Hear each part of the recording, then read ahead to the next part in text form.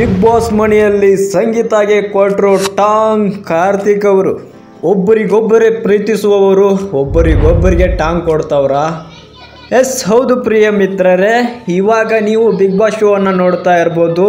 ಇವಾಗ ಎಲ್ಲ ಚೇಂಜ್ ಆಗಿದೆ. ಮೊದಲು ಸಂಗೀತ ಅವರು ಚೇಂಜ್ ಆಗಿದ್ರು, ಇವಾಗ ಕಾರ್ತಿಕ್ ಅವರು ಚೇಂಜ್ ಆಗಿದ್ದಾರೆ.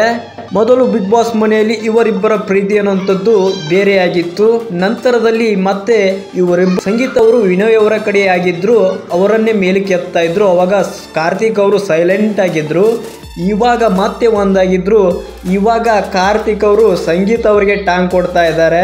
ಎಸ್ ಅದೇನಂದ್ರೆ ಇವಾಗ ಒಂದು ಶೋ ನಡೀತಾ ಇದೆ. ಅದೇನಂತಂದ್ರೆ ಇವಾಗ ಸರ್ ಮತ್ತು ಸ್ಟೂಡೆಂಟ್ಗಳಾಗಿ ಇವಾಗ ಶೋನ ನಡೆಸ್ತಾ ಇದ್ದಾರೆ. ಅಂದರೆ ಇವಾಗ ಕಾರ್ತಿಕ್ ಅವರು ಅಲ್ಲಿ ಸರ್ ಆಗಿರ್ತಾರೆ, ಸಂಗೀತ ಅವರು ಮತ್ತು ಇನ್ನಿತರ ಎಲ್ಲರೂ ಕೂಡ ಅಲ್ಲಿ ಸ್ಟೂಡೆಂಟ್ ಆಗಿ ಕುಳಿತಿರ್ತಾರೆ.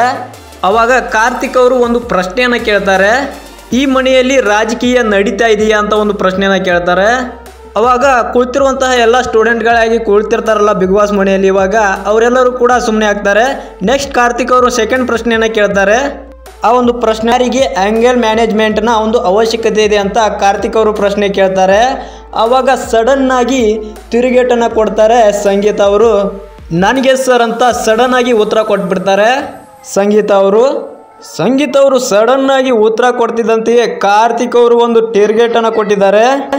ಅದೇನಂದ್ರೆ ಏನಪ್ಪ ಇವತ್ತು ಸಂಗೀತ ಅವರು ಎಲ್ಲ ವಿಷಯನೂ ಒಪ್ಕೋತಾ ಇದ್ದಾರೆ ಅಂತ ಸಂಗೀತ ಅವರಿಗೆ ಒಂದು ಟಾಂಗ್ ಕೊಟ್ಟಿದ್ದಾರೆ ಕಾರ್ತಿಕ್ ಅವರು.